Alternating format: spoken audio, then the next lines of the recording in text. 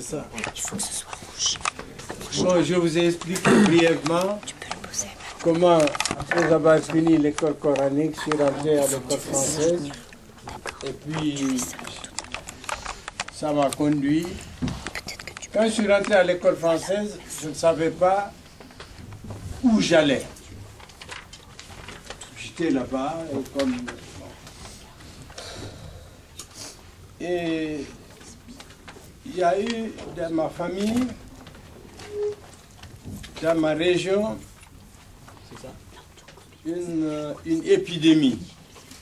Le service médical de l'Abbé, qui est la ville où j'habite, le service de santé faisait du dépistage des maladies tropicales, des maladies qu'on attrape quand on est en Afrique saharienne, parce qu'il y a des moustiques, il n'y a pas de protection. Donc, ces campagnes de dépistage consistaient à examiner tous les habitants d'une même ville. Donc c'est du boulot. Il faut plusieurs semaines pour dépister tout le monde. Donc, on se lève le matin à 5 h du matin, après la prière de l'aube, on va à la campagne de dépistage, on est dans une file. Chaque jour, le médecin et les infirmiers qui font ce travail-là reçoivent à peu près jusqu'à 2 h, 3 h de l'après-midi, de 8 h à 3 h de l'après-midi. Alors, il faut donc venir très tôt pour être vu par les autorités médicales. Donc moi, j'accompagnais ma mère, puisque comme élève, j'étais en dehors de ce circuit-là, mais j'ai accompagné ma mère pendant plusieurs jours, 6, 7 jours, 8 jours, pour être dans cette filière, pour être dépisté. Et puis à chaque fois, on est refoulé parce que la séance est terminée. Et puis un jour, il y a un infirmier qui se promenait le long des fils qui m'a vu. Il m'a reconnu, il a dit que tu es le fils de l'imam. Et donc il a pris ma mère, on a traversé toutes les files et puis on est venu dépister ma mère et puis on l'a soignée.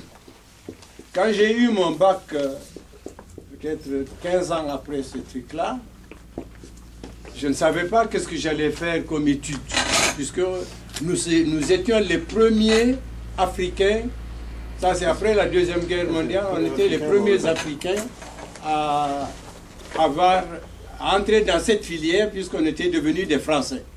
On avait les mêmes programmes qu'on enseignait ici, on nous enseignait là-bas, quand on passait les examens, les corrections se faisaient à Bordeaux ou à Paris. Léopold Senghor. Léopold Sédar Senghor a eu son bac avant vous, quand même. Ah oui, c'est mon père. C'est pour ça. Donc vous n'êtes pas tout à fait le premier Africain à avoir le bac. Non. À entrer dans cette filière médecine. Non, c'est-à-dire, après la Deuxième Guerre mondiale, Senghor, il a eu son bac en France. Exact. Mais vous, en Afrique. Voilà. Ah ben, vraiment. Mais nous, nos épreuves étaient corrigées à Bordeaux. On faisait les épreuves en Afrique là-bas, et puis on corrigeait à Bordeaux ou à Paris, qui étaient les universités qui parrainaient l'institut. C'était un institut de hautes études qu'on appelait ça. Bon. Donc, j'arrive, donc j'ai le bac dans ces conditions-là, et puis je ne sais pas quoi faire. Bon. Je vais à l'inspection d'académie. J'ai dit, bon, voilà, quiconque avait le bac à l'époque, il était boursier, et ça nous a permis de faire les études universitaires. Et donc, on me dit, non, vous les Africains, vous ne pouvez pas faire la science, vous ne connaissez rien aux mathématiques, etc. Bon. On dit donc, vous faites du droit.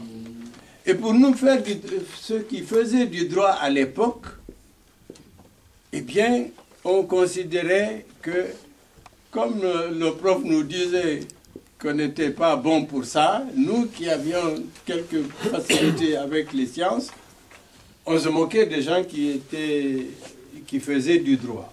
Je dis, bon, moi je ne fais pas du droit, je vais aller m'affronter aux difficultés. Et puis je regarde les livres de droit, ce sont des livres gros, avec des écritures très petites. Je dis ça, c'est trop compliqué. Moi, je peux pas. Et puis c'est comme ça que je suis allé, en souvenir donc de ce que l'infirmier avait fait à ma mère. J'ai dit, bon, moi je vais m'inscrire pour faire la médecine. Si j'ai réussi, à ce moment-là, c'est bien. Si je ne réussis pas, bon, je vais venir faire du droit. Alors, mais avant, au collège. Le collège, en Guinée, il faut déjà bouger pour aller, en fait, au lycée. C'est un concours. Ouais. C'est pas comme ici, quand vous finissez la troisième, vous allez directement dans un lycée. Il faut expliquer un petit peu comment ça fonctionnait. Et qui allait en fait au lycée? Vous n'étiez pas nombreux. Et le lycée, il était où? Il était à Dakar. Bon. Le collège était où? Le collège était à Conakry. Donc on rentrait 30 pour toute la Guinée à peu près. La Guinée c'est comme un grand département ici. Pour toute la Guinée, on rentrait 30 en 6e moderne, 30 en 6e classique et 30 en 6e technique. Voilà les trois. Pour un pays, il n'y avait que 90 élèves. 90 élèves qui quittaient le primaire pour aller au collège. Pour un pays? Oui, oui. Pour toute la Guinée, il y avait donc à peu près 120, parce qu'il y avait le collège des jeunes filles. Donc 30 fois 4, ça fait à peu près 120 élèves pour tout ça. On fait 4 ans, on fait le brevet. On fait le brevet. Alors, une fois qu'on a le brevet, il y a une barrière. Tout est en français. Oui, oui. Donc, on a le brevet, on a 15 ans, 14-15 ans. Donc, on ne connaît pas grand-chose de la vie. Il y avait 3 filières. Première filière, c'est-à-dire, quand vous avez le brevet, vous avez 3 choses à faire. Ou vous allez travailler dans la vie, on vous donne un salaire, vous devenez donc adulte. On vous donne de l'argent, bon, vous sortez d'une famille où il n'y a pas la circulation d'argent parce que les gens, c'est des cultivateurs, c'est des agriculteurs, c'est des choses. Donc, il y avait cette filière-là. À 15 ans, on vous dit, bon, vous allez être instituteur, par exemple. Vous allez être fonctionnaire. Ou bien vous passez des concours. Alors, il y avait 3 concours. Le concours pour entrer à l'école normale, pour devenir instituteur. Bon, là aussi, on prenait, pour chaque pays, on prenait... Ce que vous avez fait. On va faire tous les... Après, il y a tout le parcours aussi. Oui, donc, pour être instituteur, là aussi, pour toute l'Afrique de l'Ouest, on prend 30 élèves. Soit vous faites un concours pour entrer dans une école technique.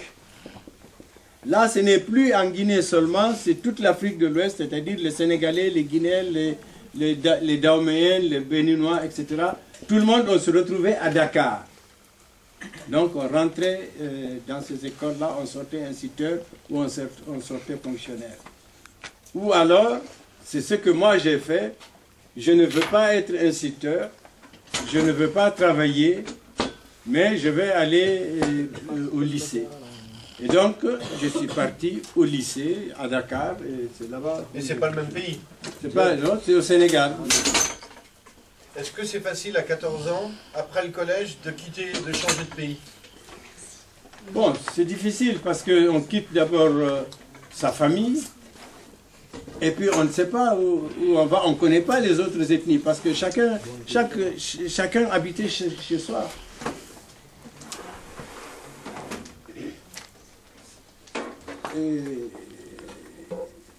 Mais quand on arrive dans ces écoles-là, donc on quitte la Guinée, on va à Dakar. À Dakar, c'est ici.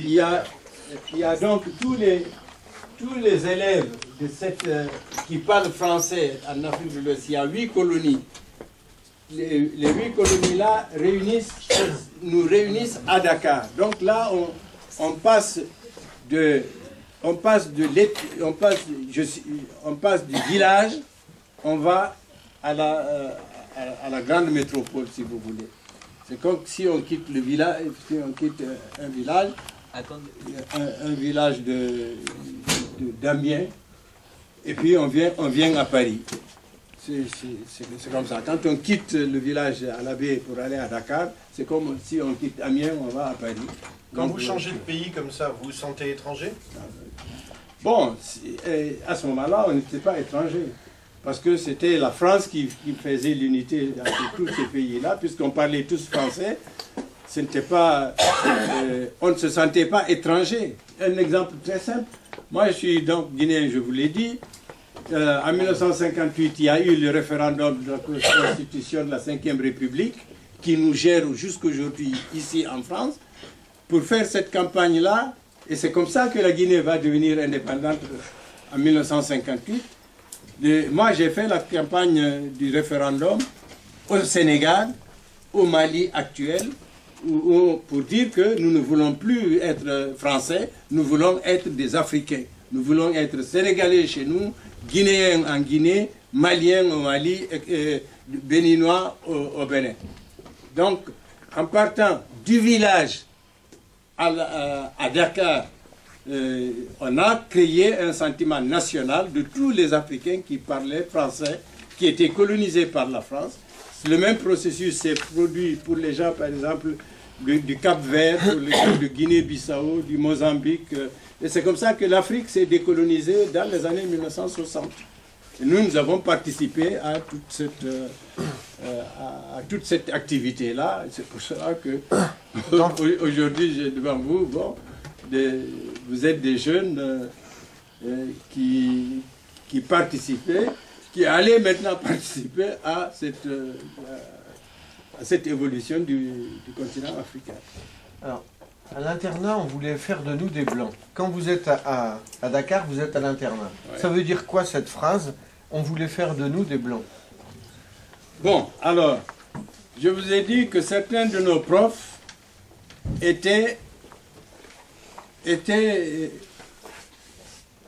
y en avait deux catégories de profs. Des professeurs qui voulaient nous enseigner la culture française et la culture universelle. Je veux dire quoi comme ça? Lorsque je suis en Guinée, je suis Peul. Il y a 4 régions. Dans ces autres régions-là, il y a d'autres ethnies. Ces ethnies-là et moi, on ne se comprend pas. On ne se comprend que si on parle français. Parce que les autres ethnies ne parlent pas la même langue. Voilà. Chacun parle de son ethnie, l'ethnie de là où il habite. Donc c'est le français qui est la langue qui nous unit tous. Bon. Et maintenant, donc on arrive au lycée, certains professeurs disent que, bon, vous les nègres, vous n'êtes pas bons, vous ne pouvez pas apprendre. Alors nous nous mettons en colère pour dire que si on est arrivé jusque-là, c'est qu'on a pu apprendre. Donc, il n'y a aucune différence entre vous les Blancs, qui connaissez l'histoire, la géographie, les mathématiques, la physique, la chimie, etc. Et nous, qui sommes des Noirs, des Africains, qui apprenons avec vous les mêmes matières. On parle tous la même langue, on parle même parfois français mieux que vous. Et alors, c'était bon enfant, nous on ne se sentait pas injuriés parce qu'on nous traitait d'Africains, on était fiers d'être Africains, mais on était fiers aussi de dire que bon, on peut avoir par exemple le premier prix de français alors qu'il y a des Français de souche qui sont nos copains de classe. Donc bon, ça fait partie des bagarres pour conquérir le savoir. Moralité, quand vous êtes dans la situation où vous êtes, vous, aujourd'hui, vous avez 10, 15 ans, vous êtes dans une salle, dans une école où votre encadrement, il faut quand même voir l'encadrement que vous avez. Et il faut savoir que nous n'avons jamais, nous à notre époque, nos parents ne parlaient pas français, ils ne savaient pas ce qu'on faisait, mais l'éducation qu'ils nous ont donnée, disent, bon, si vous êtes rentré dans ça pour apprendre quelque chose, il faut le faire avec le plus grand sérieux pour avoir des résultats. Parce que ce qui compte finalement, ce n'est pas la couleur des gens ou la religion des gens. Ce qui compte, c'est la capacité de compréhension, de conquête des savoirs pour utiliser ce savoir-là et savoir vivre avec le voisin. Parce que si tu sais vivre avec le voisin, tu pourras vivre avec le monde. Voilà la philosophie de notre éducation. Alors, bon. La première migration, vous allez de Guinée pour passer le bac à Dakar. Mais la deuxième, qu'est-ce qui vous amène en France et dans quelles conditions? Alors, à Dakar, donc on est en 1900, ce que je vous dis là, c'est 1950-1960.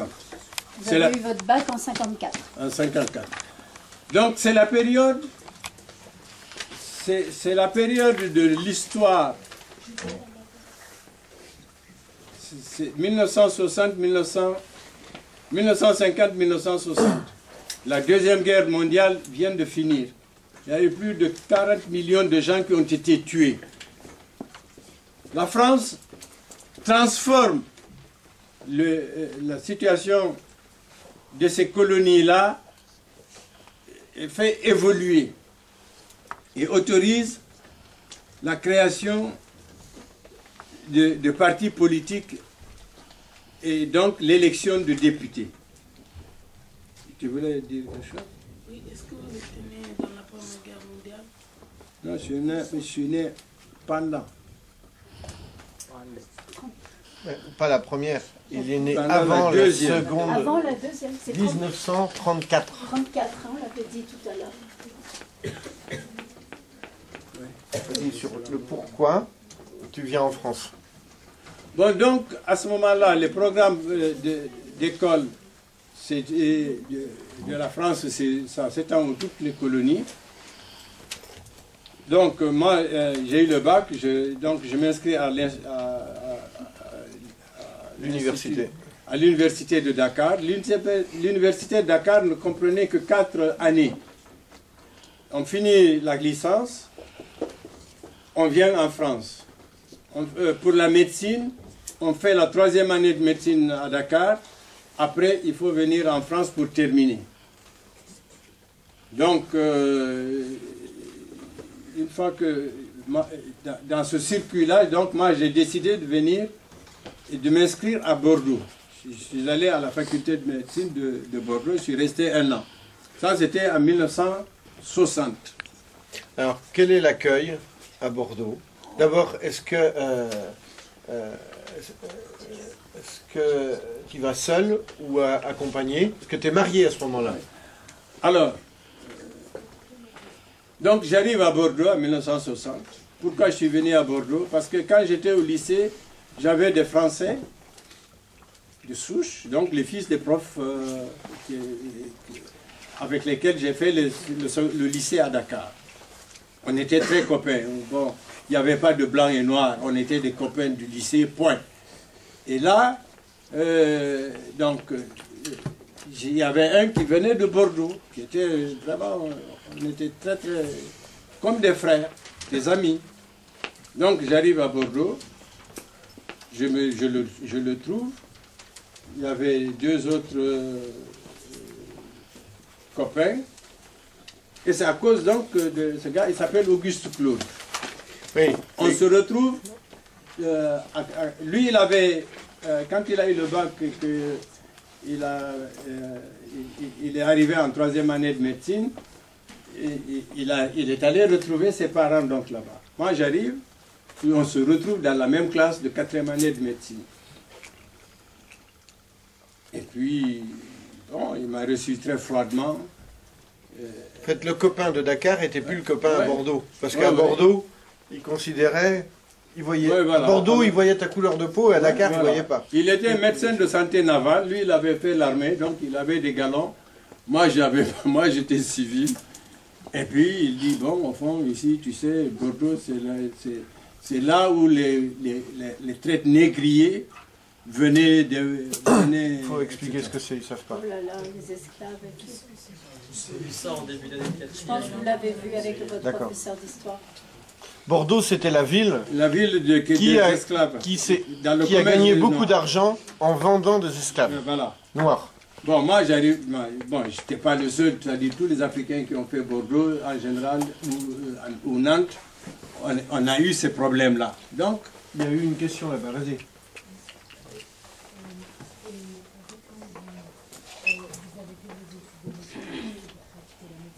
J'entends pas la question. Elle est bonne ta d'ici. question. Quand vous avez fait vos études de médecine en France, c'est pour pratiquer où?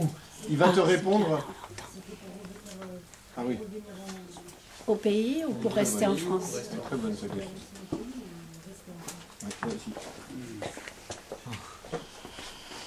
si c'est pour rester ou pour repartir. Oui, c'était pour rester ici ou pour repartir au pays? Ça, j'aime bien qu'on me pose cette question. Exact. C'est très pertinent. J'aime ça parce que ça explique pourquoi je vais t'expliquer pourquoi je suis devant toi. Donc, d'abord, donc mon passage à Bordeaux, il y a deux choses que je vais vous dire. Donc, le copain là, il est devenu, il m'a traité comme si j'étais moins que rien. Alors qu'il sait qu'on était des amis intimes. Donc, je suis resté 1 an. Et puis, je suis venu à Paris. Et j'étais donc, j'ai fait la 5e année, la 6e année, les 3 années de spécialisation à Paris. Mais dans une atmosphère comme si j'étais chez moi. Et j'ai fait ma thèse en 1965. C'est 10 ans d'études, la médecine. 9 ans. Hein. Bac plus 10. Ceux qui veulent être médecins. Donc, Mais au départ, c'était pour répondre. Il faut lui répondre à la question maintenant, parce qu'autrement, après, ça va partir. donc, 1965, j'ai fait ma thèse.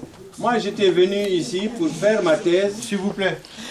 et rentrer dans mon pays pour soigner les gens là-bas. Je vous ai dit donc que la Guinée a été indépendante en 1958. En 1961, le nouveau gouvernement guinéen, donc les vrais fils du pays qui commandent le pays nouvellement indépendant, indépendance que nous avons, pour lesquels nous nous sommes battus, où on a eu des coups les policiers qui, quand on manifestait pour l'indépendance, les policiers nous frappaient. Le gouvernement donc africain ne veut plus de nous. Tous ceux qui avaient des diplômes là, ils les ont mis en prison. N'importe quoi. Donc une il y a eu dictature. une dictature chez nous, en Guinée.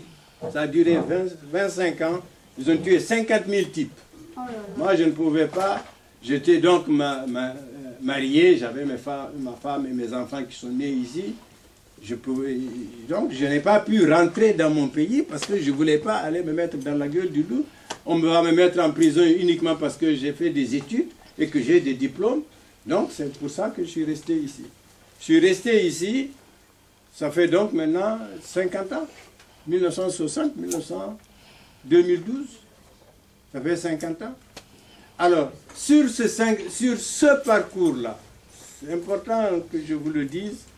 Oui. Est-ce que quand vous avez resté 650 ans, vous n'avez jamais rentré chez vous des vacances? Non, il n'y avait pas, je ne pouvais pas rentrer en vacances parce que si tu rentres, on te met en tôle.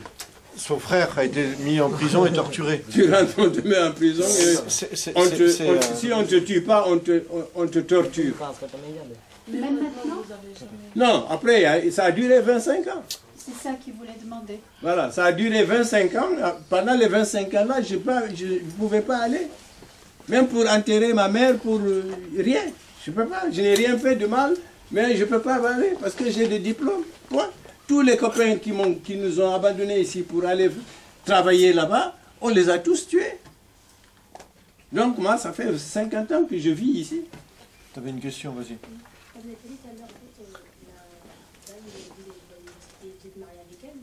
Comment? Oui, c'est une autre... ouais. J'avais posé la même question tout à l'heure. La dame que tu avais connue à l'université, tu t'es marié avec elle? Oui. Oui, c'est toujours sa femme. Félicitations. Merci. Il y a deux questions là-bas. La presse Allez-y. people. Non, on n'entend pas. Continuez, c'est pour vous que j'écris tout ça, hein, s'il vous plaît. Vas-y, repose ta question, je vais continuer. Vous avez combien d'enfants? J'ai 4. Une fille. J'ai une fille et puis 3 garçons. Et l'autre question là-bas, vas-y. Plus fort, Abdallah, s'il te plaît. J'ai pas compris. Oui, elle est bonne ta question. Vous n'êtes pas polygame, comme votre père. Vous avez qu'une femme? Oui, oui, oui. Ça suffit, hein. En tout cas, pas encore. Mais je crois que, bon, les carottes sont cuites. Oui. Vas-y. Votre épouse parle votre langue ou le français? Oui, ma femme, elle peut. Viens là. Ma femme, elle peut, elle est... C'est pour vous que j'écris tout ça. Elle est, Excusez-moi. Vous le recopiez, l'éclat. elle est belle, elle est sage-femme. Sage-femme, il faut expliquer. Si on Ah peut pas- oui. Est-ce que vous savez ce que c'est une sage-femme? L'éclat, hein. Les autres peut-être vous l'expliquerez après. Jossa? Sage-femme, c'est comme une femme il sort d'hôpital, mais il y a encore des cicatrices. La sage-femme vient à la maison pour l'aider. Ah, mais pourquoi elle va à l'hôpital? T'as pas dit l'essentiel là. Parce que comme elle fait l'accouchement, Ah, elle aide à l'accouchement, voilà. des fois comme elle fait la césarienne. La césarienne, je crois pas. C'est interdit. Monsieur est docteur, il te dira que c'est interdit. Elle peut pas faire la césarienne, la sage-femme. Non. Viens là, s'il te plaît. Mais elle fait les soins post-opératoires. Est-ce que ta femme, elle aussi a dû rester en France? Est-ce que c'est bien intégré? Est-ce que vous êtes bien intégré? Comment ça a fonctionné au départ? Oui, alors là aussi c'est bien. Fatigue avec. C'est une bonne question, pourquoi? Parce que moi, en 1960, en 1965, j'ai fini mes études. J'ai fini mes études, donc je dois travailler pour nourrir ma famille. Ma femme aussi doit travailler. On travaille. Alors on dit, mais au fond, on veut partir dans notre pays, on ne peut pas partir. Voilà, on se trouve là, devant cette dictature-là, où vraiment, si tu vas, tu n'es pas sûr de revenir.